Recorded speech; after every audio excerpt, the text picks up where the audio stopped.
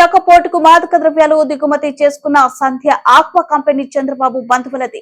Brazil అధ్యక్షుడిని అభినందిస్తూ tweet చేస్తే తప్పుగా చిత్రీకరిస్తారా అని ప్రశ్నించారు. 14 ఏళ్లు సీఎం గా పనిచేసిన చంద్రబాబు చేయాల్సిన విమర్శలా ఇవి అని ప్రశ్నించారు నెల్లూరు ఎంపీ అభ్యర్థి విజయసాయిరెడ్డి.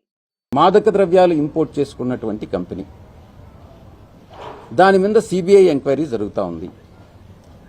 ఎక్కడి నుంచి ఇన్ఫర్మేషన్ వచ్చింది? ఇంటర్పోల్ నుంచి ఇన్ఫర్మేషన్ వచ్చింది.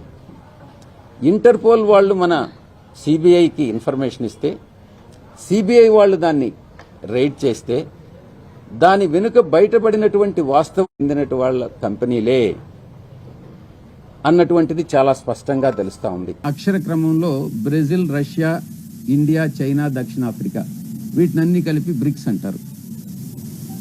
దాంట్లో అక్షర క్రమంలో మొదటి దేశం బ్రెజిల్. ఆ ప్రజాస్వామ్యం వేళ్లూనుకునే దిశలో ఇప్పుడే ఉంది.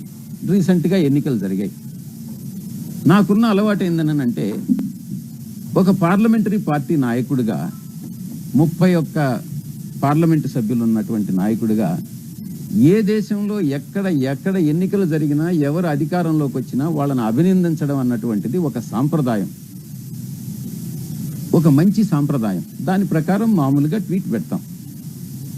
దాన్ని కూడా బ్రెజిల్ అధ్యక్షుడికి ట్వీట్ పెట్టాను కాబట్టి ఇది మాదక ద్రవ్యాలతో సంబంధం ఉందన్నటువంటిది చంద్రబాబు నాయుడు చేసేటటువంటి ఆరోపణ చంద్రబాబు నాయుడు దిగజారుడితనానికి నిదర్శనం. చంద్రబాబు నాయుడిని ఒక నాయకుడిగా నేను పరిగణించట్లేదు. 14 సంవత్సరాలు ముఖ్యమంత్రిగా పనిచేసినటువంటి చంద్రబాబు నాయుడు